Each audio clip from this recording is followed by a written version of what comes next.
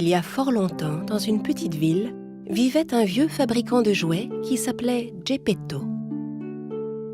Il vendait les jouets en bois qu'il fabriquait lui-même pour gagner sa vie. La seule chose que le vieil homme regrettait dans sa vie, c'était de ne pas avoir d'enfant. Un jour qu'il se promenait dans les bois, il trouva la bûche parfaite pour fabriquer son nouveau jouet. C'est exactement la bûche que je cherchais. Je vais faire une magnifique marionnette avec ça. Geppetto prit la bûche sur son épaule et l'emporta dans son atelier.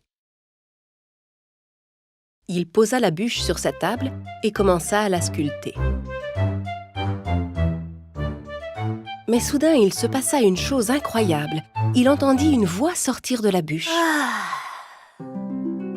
Geppetto fut d'abord très étonné, mais il se dit ensuite qu'il devait s'être trompé. Il continua à sculpter, mais il entendit la voix une seconde fois. Je dois vraiment commencer à me faire vieux. Voilà que je me mets à entendre des voix. Geppetto continua son travail. Il fit d'abord apparaître la tête de la marionnette, puis ses bras, et enfin ses jambes.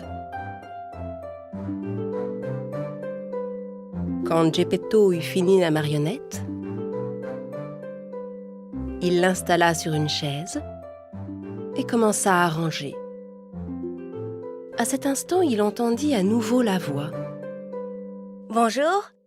Geppetto regarda autour de lui, étonné, mais il ne vit personne d'autre que la marionnette en bois. Il reprit donc son travail. Après un court instant, la marionnette sauta de la chaise et se mit à danser dans la pièce. En voyant cela, Geppetto eut bien du mal à ne pas s'évanouir. Ben ça alors, cette marionnette est vivante. Bien sûr, ce n'était pas un vrai petit garçon, mais il riait, parlait et dansait comme s'il en était un. Geppetto prit la marionnette dans ses bras. À partir de maintenant, tu t'appelleras Pinocchio, mon garçon.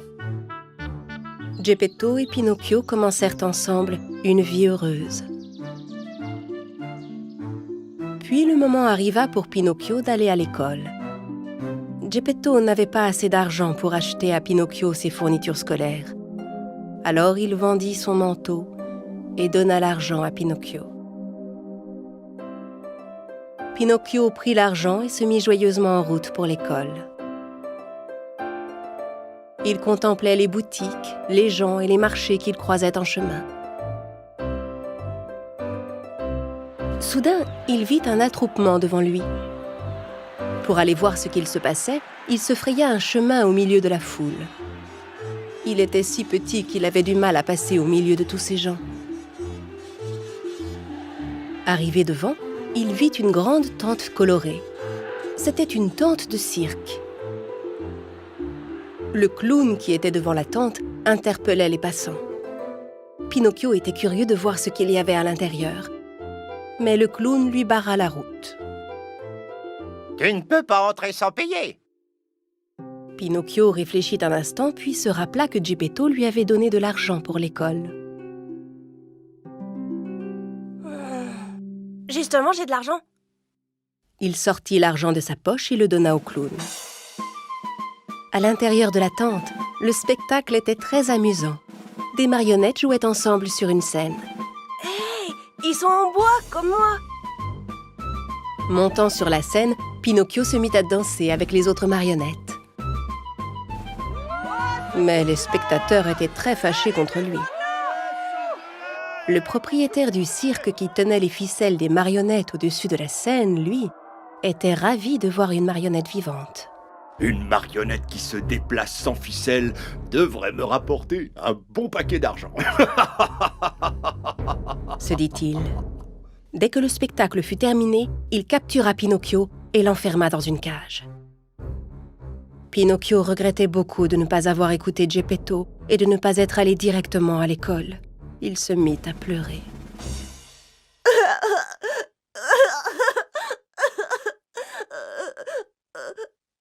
Voyant à quel point Pinocchio regrettait ce qu'il avait fait, une bonne fée apparut devant lui. « Tu aurais mieux fait d'écouter ton papa. Mais je vois que tu as compris ton erreur maintenant. C'est pourquoi je suis venue pour te sauver. Mais tu ne dois plus jamais recommencer. » Tout content, Pinocchio essuya ses larmes. « Mais je n'ai plus d'argent maintenant. Comment je vais pouvoir aller à l'école ?» La bonne fée lança un sort et l'argent réapparut dans la main de Pinocchio. « Cette fois, ne gaspille pas cet argent et va tout droit à l'école. » La bonne fée fit sortir Pinocchio du cirque. Pinocchio reprit le chemin de l'école en chantant gaiement. La la la la la la la la la la. Entendant Pinocchio chanter si joyeusement, le rusé renard et son ami le chat accoururent pour lui barrer la route.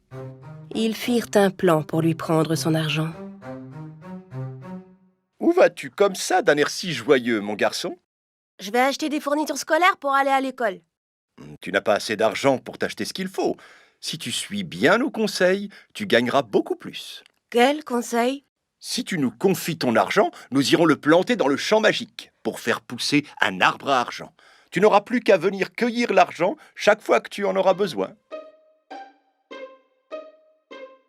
Le naïf Pinocchio crut tout ce que le renard lui disait et lui donna son argent.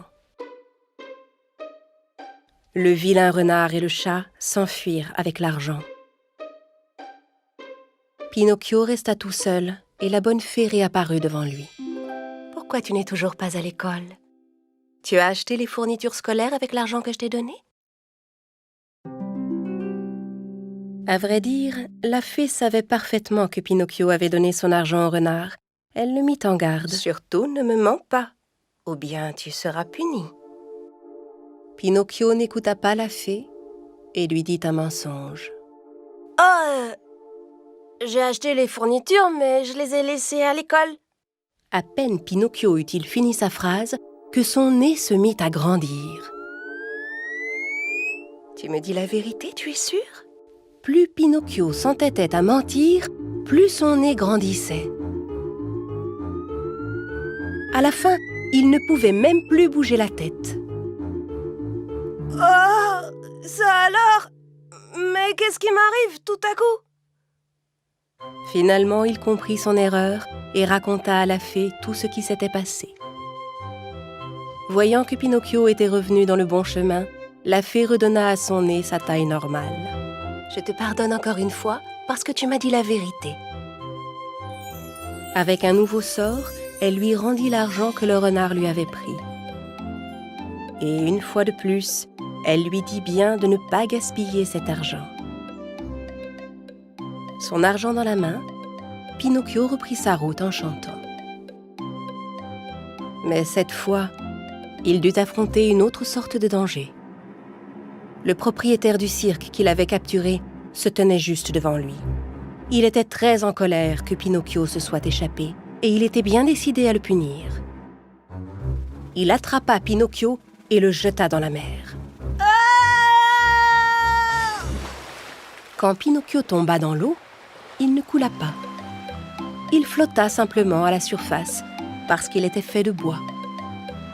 Pinocchio aima beaucoup cette sensation et commença à nager en remuant ses bras et ses jambes.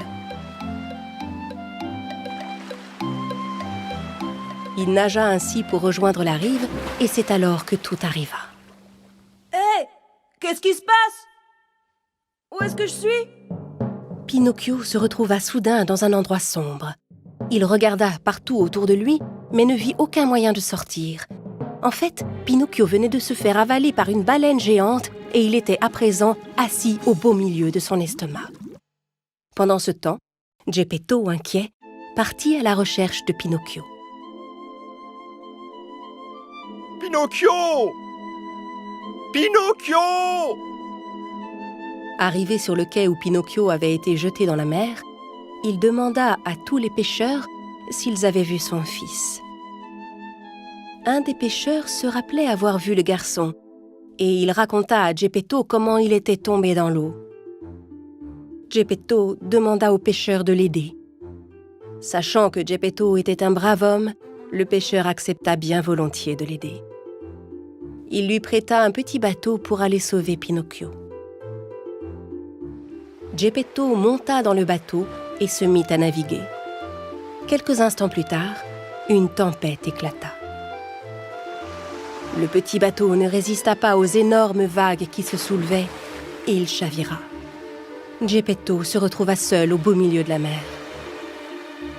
Geppetto était âgé et il ne savait pas nager. Le pauvre homme se mit rapidement à couler. À cet instant, la baleine géante qui avait avalé Pinocchio avala également Geppetto. Le vieil homme glissa le long de sa gorge jusque dans son estomac. Là, il entendit la voix d'un enfant.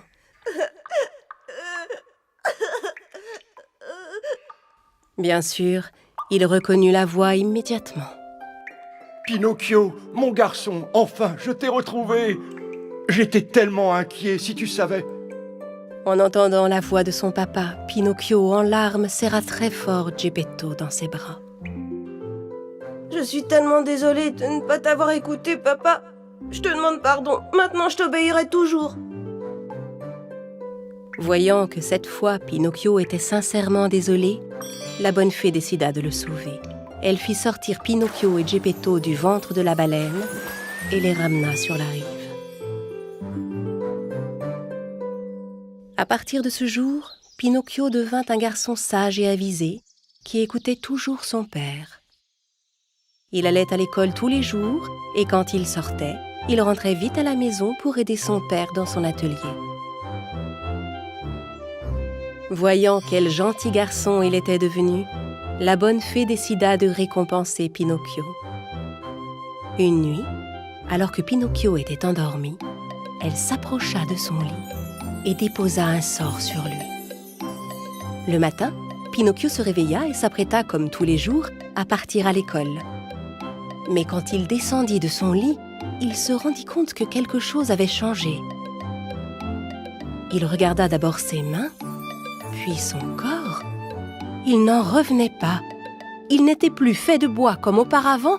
Il était devenu un vrai petit garçon. Il sauta de joie et courut voir son père. « Papa! Papa! Regarde-moi » Quand Geppetto vit que Pinocchio était un vrai petit garçon, il fut tellement heureux. Mon fils, mon vœu est exaucé, tu es un vrai garçon. Le père et le fils se prirent dans les bras avec des larmes de joie. Pinocchio ne mentit plus jamais et son petit nez resta toujours comme il était.